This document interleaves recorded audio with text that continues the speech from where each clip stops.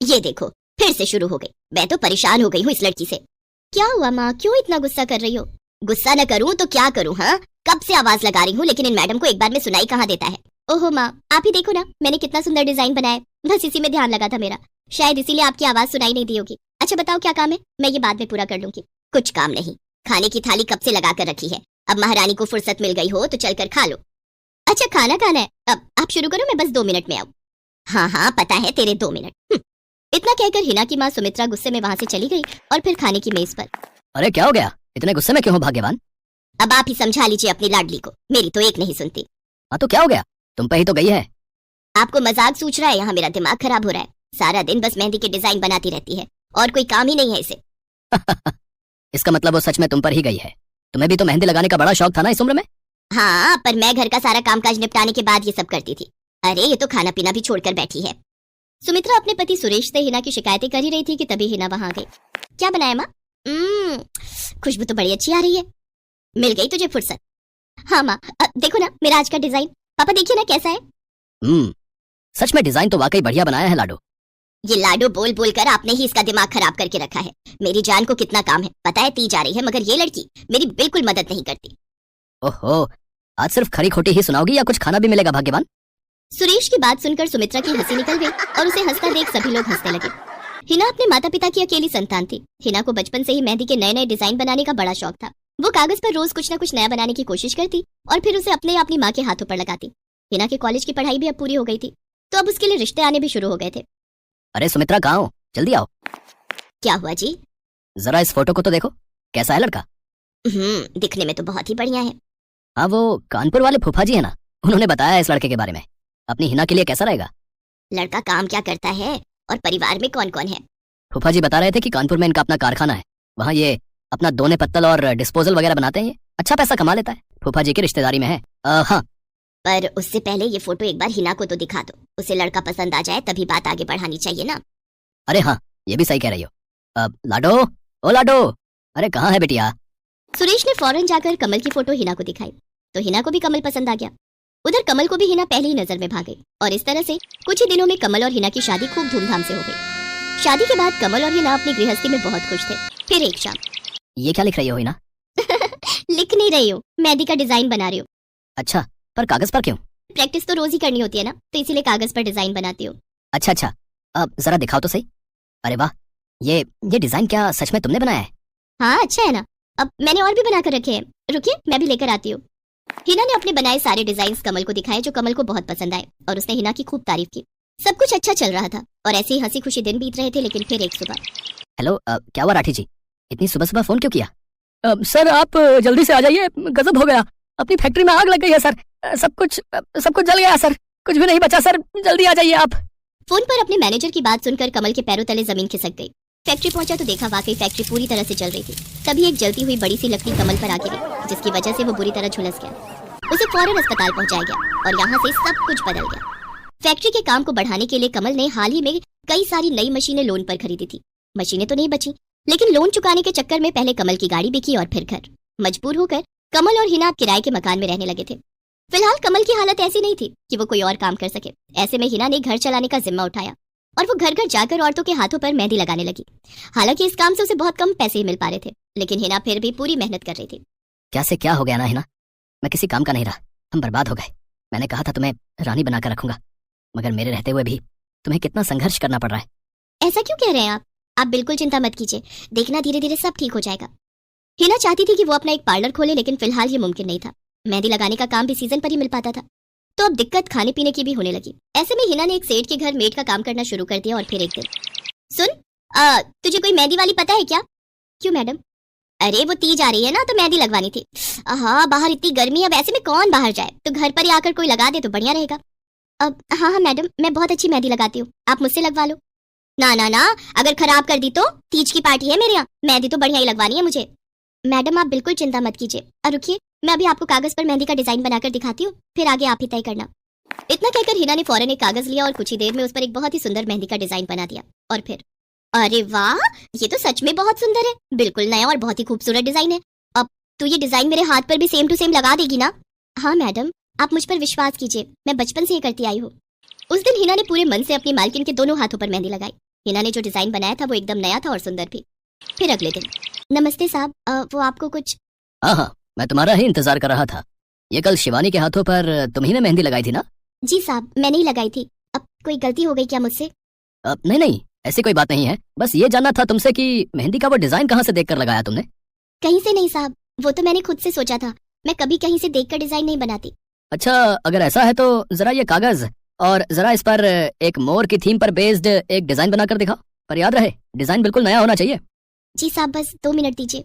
हिना ने बस कुछ मिनटों के अंदर वो करके दिखा दिया, जिसे देखकर उसका मालिक साहिल मल्होत्रा हैरान रह गया। वाह, सच में कमाल है ये तो। अब तुमने डिजाइनिंग सीखी है क्या कहीं से? नहीं साहब, सीखी तो नहीं, लेकिन मुझे बचपन से ही शौक है मेहंदी लगाने का, तो बस इसीलिए। समझ गया। देखो ही ना, तुम्हारा हुनर लाजवाब है और तुम्हें अपने इस हुनर को ऐसे बेकार नहीं जाने देना चाहिए। जी मतलब? तुम्हें पता है ना, मेरी फैक्ट्री में लेडीज कपड़ों के लिए कपड़ा बनता है, लेकिन काफी समय से मैं परेशान हूँ क्योंकि सूट साड़ियों वगैरह के लिए मेरे पास नए डिजाइन की कमी पड़ गई है। लेकिन अब लगता है ये कमी नहीं रहेगी। बोलो, बताओ डिजाइनर, मेरे लिए काम करोगे तुम? जी साहब, बिल्कुल करूंगी। ये हिना के लिए सपने के सच होने जैसा था। अब वो काम वाली बाई से एक डिजाइनर बन गई। वो साहिल की फैक्ट्री में बनने वाले कपड़ों के लिए हर रोज नए नए डिजाइन बनाने लगी और इसके बाद साहिल के फैक्ट्री में बनने वाले कपड़े की डिमांड काफी बढ़ गई और इसके चलते हिना को भी उसके काम की बढ़िया सैलरी मिलने लगी। हिना अब अपनी कमाई से न सिर्फ अपना घर खर्च चलाने लगी, बल्कि उसने शहर के बढ़िया डॉक्टर से कमल का इलाज भी कराया, जिससे कमल बहुत जल्दी ठीक हो गया और उसने भी काम करना शुरू कर दिया। पर इस सब में पूरा 1 साल बीत गया और एक बार फिर से तीज का त्योहार आया। देखिए तो कैसी लग रही हूँ मैं? बिल्कुल चांद जैसी लग रही हो। हिना ने नई हरे रंग की साड़ी पहनी हुई थी, जो उसने खुद डिजाइन की थी, और वाकई वो उसमें बहुत ही सुंदर लग रही थी। हिना, तुम सच में बहुत बहादुर हो। मैं तो उस हादसे के बाद उठकर खड़ा ही नहीं हो पाता, लेकिन तुमने सब कुछ ठीक कर दिया। तीज का ये त्योहार ही इसलिए है जी, मैं आपको कभी कुछ नहीं होने दूंगी। मीरा, ओ मीरा, चल तो जल्दी से आटा गूंथ दे, मैं फटाफट रोटियां सेक दूंगी। नहीं माँ, मैं नहीं गूंथ पाऊंगी, मैंने मेहंदी लगा ली है हाथ पर। क्या?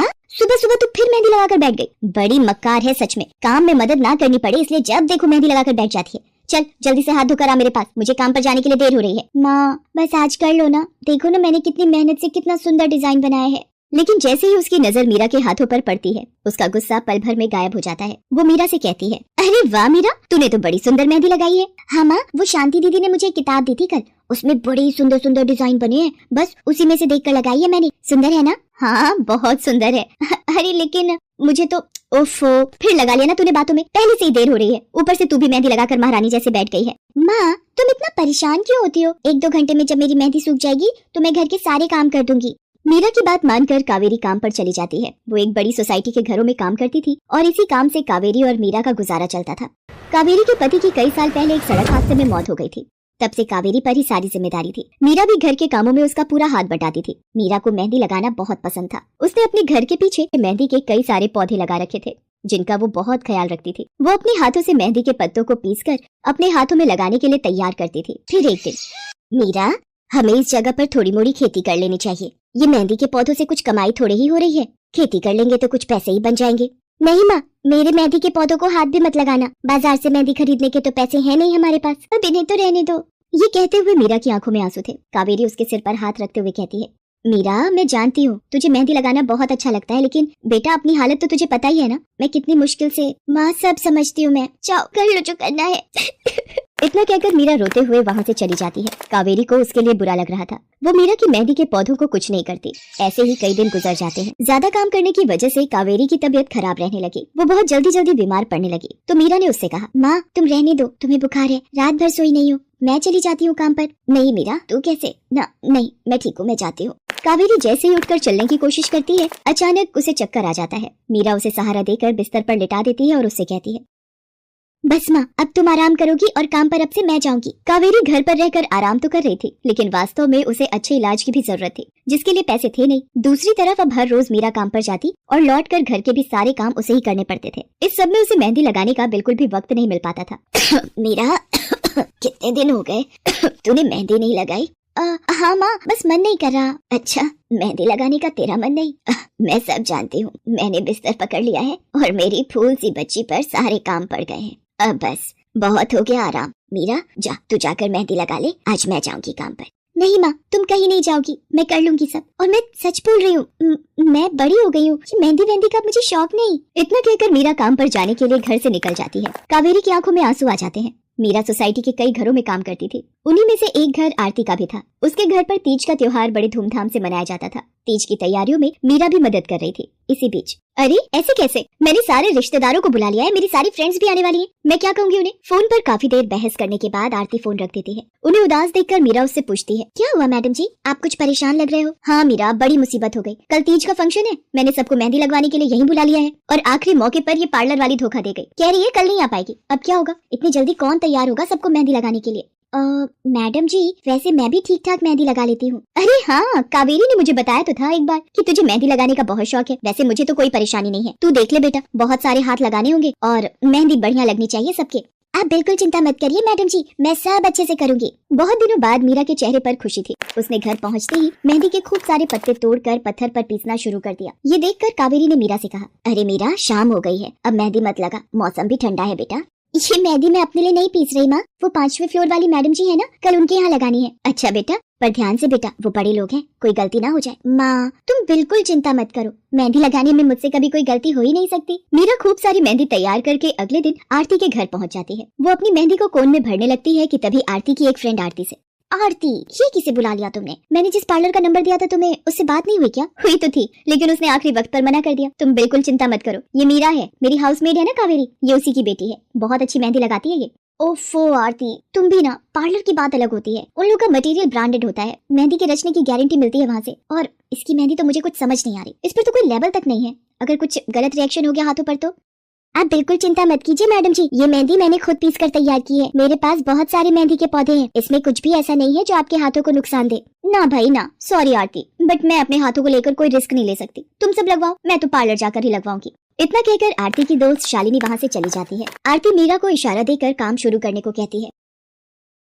अरे वाह, मानना पड़ेगा, इस बच्ची ने कमाल की मेहंदी लगाई है। मुझे तो नहीं लगता कि इस मेहंदी का वैसा रंग आएगा जैसा पार्लर वाली मेहंदी का आता है। अब बस भी करो शालिनी, मेहंदी कैसी रचेगी ये कल तक पता चली जाएगा ना, बच्ची है वो, उसे इस तरह डराओ तो मत।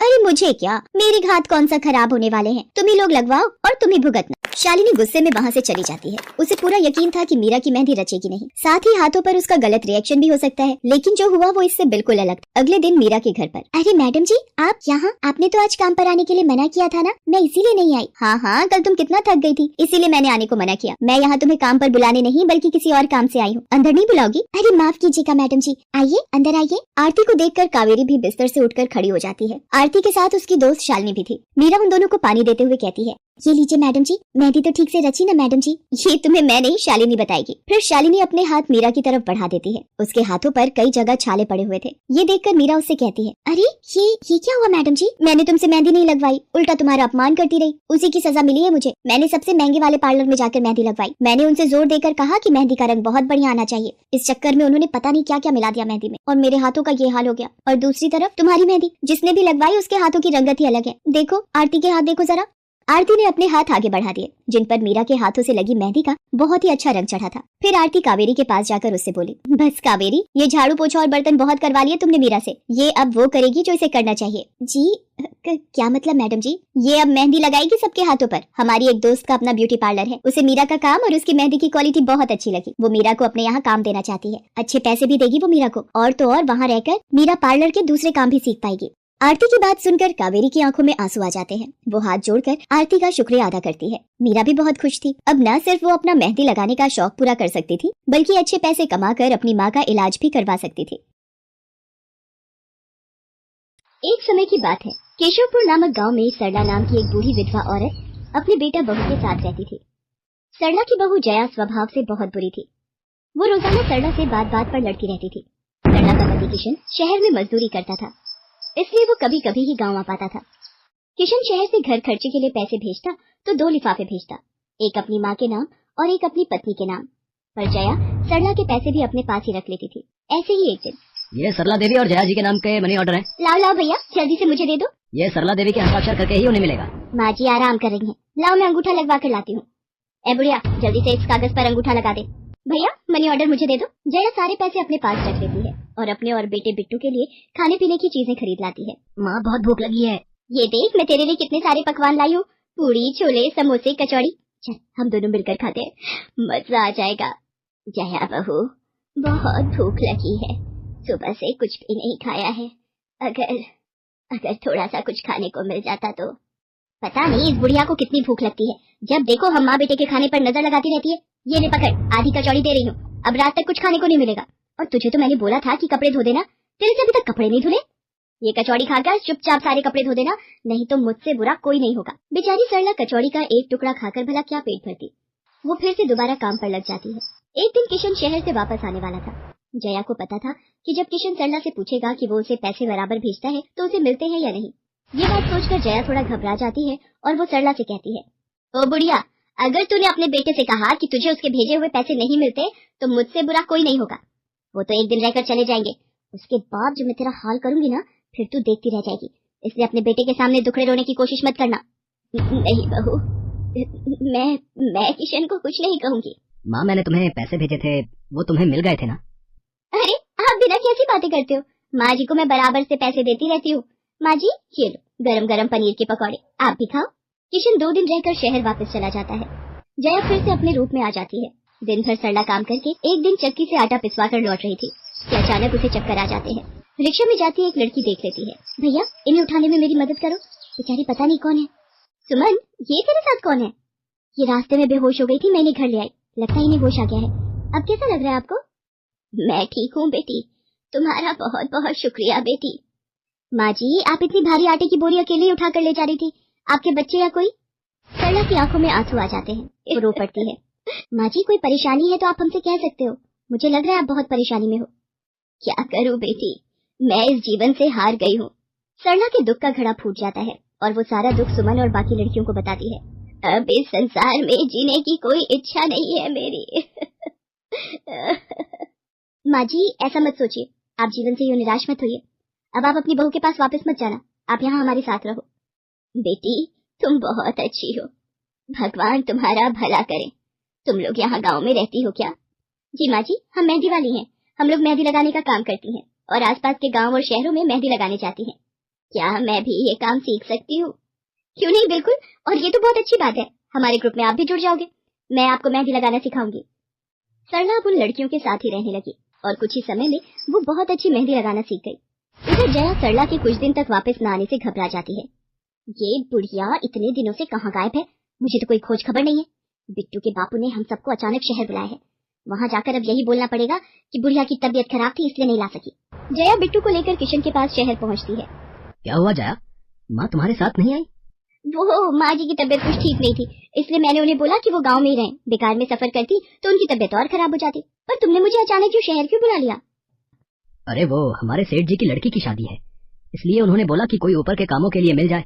मैंने सोचा तुम्हें बुला लेता हूँ, और माँ भी थोड़े दिन के लिए मेरे पास रह लेगी। चलो कोई नहीं, मैं तुम्हें मालकिन से मिलवा देता हूँ। देखो किशन, शाम को मेहंदी का समारोह है तो काम अच्छे से निपटाने हैं, जितने भी मेहमान आएंगे उनके स्वागत में कोई कमी ना होने पाए। आप चिंता मत करो मालकिन, सब हो जाएगा। ये मेरी पत्नी है, मैंने इसे गाँव से बुला लिया है, ये सब संभाल लेगी। जया मेहंदी समारोह की तैयारियों में काम करवाने लगती है, सब मेहमान आने लगते हैं। रिचा, मेहंदी वाली अभी तक नहीं आई, कितने बजे का टाइम दिया था?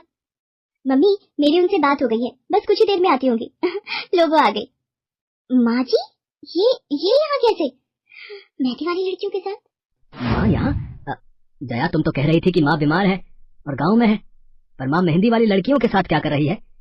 मुझे कुछ समझ नहीं आ रहा, मैं माँ के पास जा रहा हूँ। माँ तुम यहाँ इन सबके साथ? किशन बेटा तू, आप मेरे साथ इधर आइए, मैं आपको सब बताती हूँ। ये लड़की इनको सब कुछ बता देगी। शायद आप नहीं जानते हैं, आपकी पत्नी ने आपकी माँ पर बहुत जुल्म किए हैं, इसीलिए ये बेचारी अपना घर छोड़कर हमारे साथ रहने को मजबूर थी। सुमन किशन को सारी सच्चाई बताती है। सरला की आंखों में आंसू आ जाते। किशन सबके साथ जब घर आ जाता है। जया तुम्हें शर्म आनी चाहिए, तुमने मेरी माँ के साथ इतना बुरा व्यवहार किया, तुम्हारी वजह से मेरी माँ दर दर भटक रही है। अब तुम मेरे साथ एक पल भी नहीं रहोगी, बिट्टू को मैं पाल लूंगा। अभी के अभी अपने मायके निकल जाओ। ऐसा मत कहो, मैं आप लोगों के बिना कैसे रहूंगी, मुझे माफ कर दो, मुझे माफ कर दो, मेरे से गलती हो गई।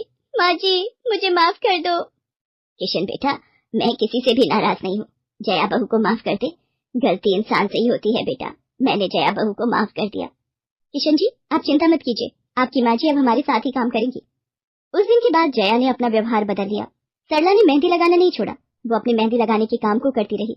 जया को अपनी गलती का एहसास हो गया था, अब वो भी सरला की बहुत देखभाल करती थी। संध्या की बुआ जो कि दिल्ली में रहती थी, वो उसके लिए एक अच्छे घर का रिश्ता लेकर आई थी। देखो भैया, मेरी इतनी जान पहचान तो नहीं है लड़के वालों से, पर इतना जानती हूँ, अड़ोस पड़ोस में कहीं पूछोगे तो लोग अच्छा घर ही बताएंगे। ठीक है सुमन, अगर तुम कहती हो तो लड़के वालों को एक बार बुला लेते हैं। अब संध्या भी लड़के को देख लेगी। संध्या की बुआ लड़के वालों से अपने तरीके से बात कर लेती है और कुछ दिनों बाद संध्या की शादी विपुल नाम के लड़के से हो जाती है। पता नहीं इस काम वाली को छुट्टी लेकर गाँव अभी जाना था। उसे पता था शादी वाला घर है, नई नवेली दुल्हन आएगी तो घर में 100 काम होंगे, फिर भी बिना बताए गाँव निकल गई। अब मैं दूसरी काम वाली इतनी जल्दी कहाँ से ढूंढूंगी। राजेश्वरी, एक प्याली चाय दे दो तो बड़ी मेहरबानी होगी। सुबह से एक प्याली चाय भी नहीं मिली है। तुम्हें तो जब देखो चाय पीने की पड़ी रहती है। पता भी है एक बर्तन नहीं है धुला हुआ जिसमें तुम्हारी चाय बना दो। ढेरों बर्तन रसोई में पड़े हैं झूठे। माँ, मैं कॉलेज जा रही हूँ, तुम मुझे ये मत कहना कि मैं छुट्टी कर लूँ और तुम्हारे साथ घर का काम करवाऊँ। मेरा आज बहुत बड़ा प्रोजेक्ट सबमिट होना है, इसलिए मैं तो कोई काम नहीं कर सकती। ये लो, अब इसे भी अभी कॉलेज जाना था। अब मैं क्या करूं, कुछ समझ नहीं आ रहा। संध्या की सास राजेश्वरी अभी कामवाली को लेकर परेशान हो ही रही थी, तभी संध्या राजेश्वरी की सारी बातें सुन लेती है और रसोई में जाकर बर्तन धोने लगती है। अरे संध्या बहू, तुम ये रसोई में क्या कर रही हो? हटो हटो हटो, ये झूठे बर्तन तुमसे थोड़ी करवाऊंगी। अभी तुम्हारे हाथों की मेहंदी भी नहीं उतरी। माँ जी, आप परेशान मत हो, मैं थोड़ी देर में ही सारा काम निपटा दूंगी। आप अकेले इतना काम नहीं कर पाओ। ठीक है, अगर तुम कहती हो तो मैं कोई और काम कर लेती हूँ। माँ, पड़ोस में किसी से पता करो, शायद कोई और काम वाली मिल जाए। मैंने पूछा था, पर अभी किसी भी काम वाली के पास समय नहीं है। पुलकित काम पर चला जाता है। संध्या सारे घर का काम करती है। अब तो रोजाना ही ऐसा होने लगा। काम वाली तो थी नहीं। संध्या की ननद पूजा सुबह होते ही कॉलेज निकल जाती और सास पैरों में दर्द के बहाने बिस्तर पर आराम करती। संध्या तो मानो घर के कामों में ही उलझ गई। एक शाम, माँ तुम बिल्कुल सही बहू ढूंढ कर लाई हो। बेचारी गरीब घर की है, इसलिए चुपचाप संस्कारी बहू की तरह घर के काम कर लेती है। अगर कोई पैसे वाले घर की लड़की बहू बनाकर ले आती तो वो पूरे घर को अपने इशारों पर नचाती और तुम और मैं बस बर्तन घिसते रह जाते। तभी तो मैंने इसकी बुआ को शादी के लिए हाँ कह दिया था। मुझे पता है ये गरीब घर की लड़कियां बड़ी सीधी सादी बहुएं साबित होती हैं। अब काम वाली गांव भाग गई। सोच ये ना होती तो कौन काम करता। राजेश्वरी, तुम दोनों माँ बेटी को तो संध्या बहू का शुक्रगुजार होना चाहिए। बेचारी ने आते से ही पूरा घर संभाल लिया। ऐसे ही दिन बीत रहे थे। संध्या सभी घर वालों की देखभाल का पूरा ध्यान रखती थी। एक दिन, क्या हुआ पुलकित बेटा, तुम इतने परेशान क्यों हो? और आज तुम ऑफिस भी नहीं गए? पापा, मेरी नौकरी छूट गई है। कंपनी घाटे में चल रही थी, इसलिए उन्होंने मेरे जैसे बहुत से वर्कर्स को अचानक निकाल दिया। दिमाग खराब हो रहा है, गाड़ी की किस्त भरनी है, घर का लोन भी पूरा नहीं हुआ है, घर का खर्चा, अब सब कुछ कैसे होगा, कुछ समझ में नहीं आ रहा है। पुलकित बेटा, चिंता मत कर, अब कोई ना कोई रास्ता निकल आएगा। ज्यादा होगा तो कुछ दिनों के लिए मैं कोई काम कर लूंगा। पापा, मेरे होते हुए आप काम नहीं करोगे, मैं कुछ सोचता हूँ। पुलकित दूसरी नौकरी को लेकर परेशान था। उसे कोई काम नहीं मिल रहा था। घर में पैसों की तंगी भी शुरू हो गई। पुलकित ने अपनी गाड़ी बेच दी। घर के लोन को लेकर वो परेशान था। 15,000 रुपए की किश्त उसे भरनी थी। तभी, भैया मेरे कॉलेज की फीस इस बार बहुत लेट हो गई है। मेरा आखिरी साल है, अगले महीने की 5 तारीख तक 12,000 रुपए फीस के भरने हैं। मैं कुछ इंतजाम करता हूँ। ऐसे खाली हाथ पर हाथ रखकर मैं नहीं बैठ सकती, मुझे कुछ सोचना होगा। पता नहीं, हो सकता है किरण ने बात कर ली होगी, पूछती हूँ। हेलो किरण, मैं संध्या बोल रही हूँ। तूने बात की फिर? पार्लर में जगह खाली है क्या? हाँ, मैंने बात कर ली है। 12,000 रुपए महीना देंगी रविता मैम। बोल, तू हाँ बोलती है तो मैं बात कर लेती हूँ। ठीक है, तू हाँ बोल दे, कम से कम कुछ तो पैसे आ जाएंगे। संध्या पुलकित से पार्लर में मेहंदी लगाने की नौकरी की बात करती है। पहले तो वो मना करता है, पर संध्या उसे समझाती है। पुलकित, मैं जानती हूँ आप परेशानी के दौर से गुजर रहे हो। मैंने आपसे शादी के बाद हर सुख दुख में साथ निभाने का वादा किया था, और आप परेशान मत हो। मैं घर और बाहर दोनों का काम एक साथ संभाल लूंगी। ठीक है संध्या, तुम कल से पार्लर में नौकरी के लिए जा सकती हो। अगले दिन से संध्या सारे घर के काम के साथ साथ पार्लर भी जाती और वहाँ पर पूरा दिन मेहंदी लगाने का काम करती और शाम के वक्त घर आती। संध्या बहुत मेहनत कर रही थी ताकि वो अपने परिवार की मदद कर सके। संध्या बहुत सुंदर मेहंदी लगाती थी। ये बात उसकी सास को तब पता चली जब उसने पार्लर में काम करना शुरू किया। संध्या को पार्लर में काम करते हुए 1 महीना बीत चुका था। पार्लर की मालकिन रविता भी संध्या के मेहंदी लगाने के काम को देखकर बहुत खुश थी। संध्या, तुम सचमुच बहुत मेहनती हो। पिछले 1 महीने में बहुत से क्लाइंट तुम्हारी तारीफ कर रहे हैं और अपनी फैमिली फ्रेंड्स की शादी या सगाई फंक्शन के लिए तुम्हें ही मेहंदी के लिए बुक करना चाहते हैं। और हाँ, ये तुम्हारी सैलरी 12,000 रुपए। बाकी ये तुमने ओवर टाइम भी शादी के सीजन में बहुत किया है, उसके 6,000 रुपए अलग से दे रही हूँ। थैंक यू मैम, आपने मेरे काम की इतनी तारीफ की। मैं तो बस भगवान की कृपा से मेहनत से करती हूँ। संध्या घर आ जाती है और 12,000 रुपए पूजा के हाथ में रखती है। पूजा, ये तुम्हारी कॉलेज की फीस के पैसे, तुम कल ही अपनी फीस जमा कर देना। भाभी, ये तो आपकी मेहनत की कमाई है, आप ये सारे पैसे मुझे दे रहे हो? नहीं नहीं भाभी। पूजा, तुम मुझे अपनी भाभी कहती हो ना, और भाभी तो माँ समान होती है, तो क्या तुम अपनी भाभी माँ के पैसे नहीं लोगी? तुम अपने भैया से भी तो लेती हो ना। फिर मेरे और अपने भैया में फर्क है, मैं भी तो इस घर का हिस्सा हूँ, इसलिए ये पैसे रख लो। मुझे माफ कर दो भाभी, मैंने ना जाने आपके बारे में क्या क्या गलत सोचा। पुलकित को भी दूसरी नौकरी मिल जाती है। अब संध्या और पुलकित दोनों मिलकर काम करते थे। राजेश्वरी और पूजा भी अब संध्या की घर के कामों में बहुत मदद करती थी। परिवार में खुशियां फिर से लौट आई थी।